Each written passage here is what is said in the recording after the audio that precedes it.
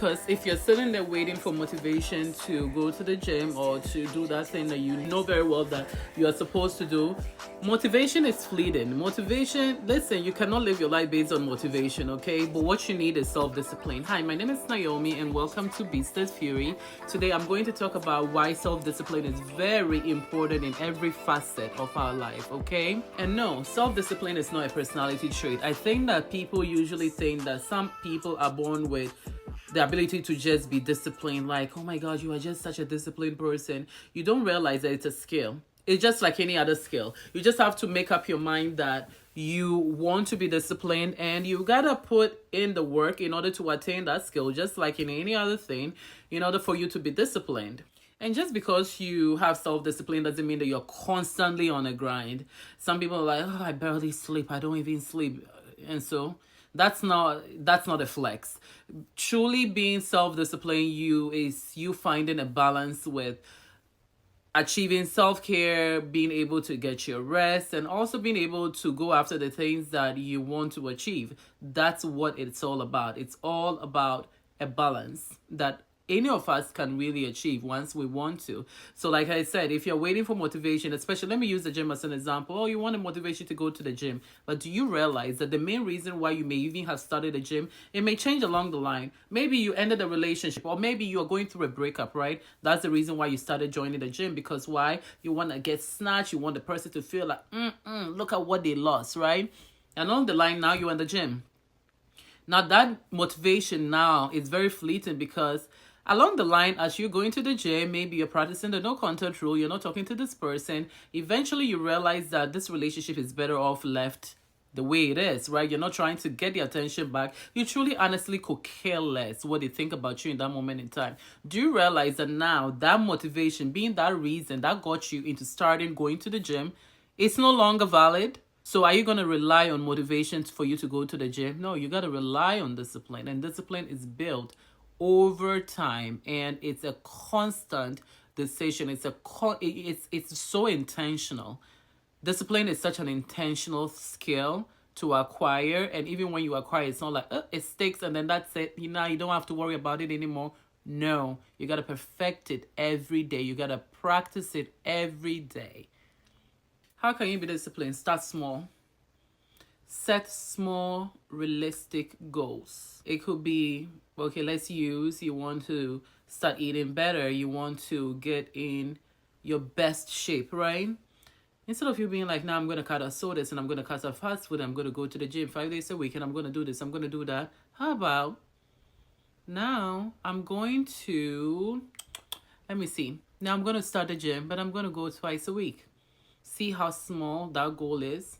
It may seem so small, but before, were you even going to the gym even twice a week? No, you weren't. So that twice a week is way better than none a week, if it makes sense.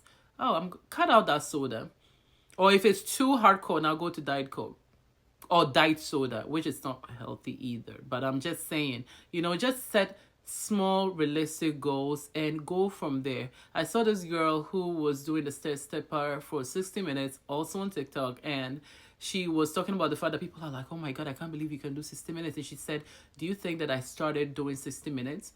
Every time I went on the stair stepper, I just added 2 minutes to the time. And I thought about it and I'm like, I'm going to do the same exact thing.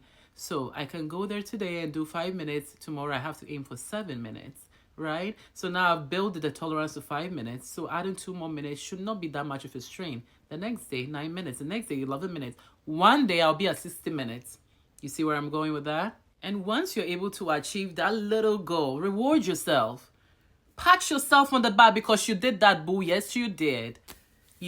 Reward yourself. And that serves as like an incentive for you to want to go forward and push more and, reward yourself. And a reward may look different for everyone. You know what I'm saying? Just don't reward yourself with snacking because that's counterproductive. And if it's fitness is what you are trying to deal with, you know what I'm talking about, right? Okay. You got to overcome some setbacks as far as developing the skill of discipline is concerned. Stop procrastinating. Stop hitting that snooze button. Get up. Stop procrastinating. If you know that something needs to be done, I am more of this. It comes naturally to me because if I need to have something done, and people who know me know, even at work, as soon as I walked in, I'm so focused. Like, listen, I'm there for a night shift, 8 hours. Night shift is typically chill compared to other shift. But you see me like I'm working like I'm there for just 30 minutes. It's like I'm boom, boom, boom, boom, boom. The tags that I go through them, put them to the side because I'm not going to wait until morning when I know that in the morning it's always hectic for me because I got to rush to get my daughter to school. That's when I'm leaving everything to the last minute. I'm a nurse. Anything can happen in the last minute. I can have an emergency in the last minute. And now my brain is not thinking of dealing with the emergency and also dealing with things that I should have done throughout the shift. You see how procrastination doesn't really work? So if you need to do something, if you need to achieve something, just go ahead and achieve it. You do it, you get it over with, and now you're relaxed. Because now you don't got to worry about it, and then now you feel good about yourself. Time management is also very important. Be very disciplined and smart enough to manage your time very wisely. Just like I said, I go into work, I know what I'm supposed to do, the things that I can do in a certain time frame, I get it done from the beginning of the shift. So then the rest of the shift, I can focus on my patients. Time management, again. Another way that I find that it's easy for you to maintain the discipline, have accountability partners. And it may look different. It may be that you guys listen to me are my accountability partners and you may not even know it. Like when I come online and then I'm posting my gym workouts and my food and all of those things, it looks like I'm just posting to post, right? But at the same time too, I'm doing that because you guys are really my accountability partners because you know that, oh, she's, she works out 5 days a week. She's trying to eat healthy. So over a period of time, say a year or two later, and I still look the same way that I look. Like me being the person that I am, I know that will not sit well with me, especially knowing that I'm exhibiting myself in a certain way. I will want my body to reflect the lifestyle that I'm preaching, if it makes sense. So having accountability partners is essential, and we all need that. It could be that friend that will help you, stay accountable, and you should be willing to be held accountable. Because some people will say, oh, hold me accountable, but then when you hold them accountable, then now they're upset, So that's also one thing that I would say. Journal, if journaling is for you, journal, because that definitely helps for sure. Yeah. So developing the art of discipline, like I said, it's a skill. Everybody can attain it. You got to be intentional about it. You got to want it. And yeah, I love you guys. Thank you for listening to me and listening to my thoughts. Again, I'm Naomi, and this is Beastess Fury. Love you.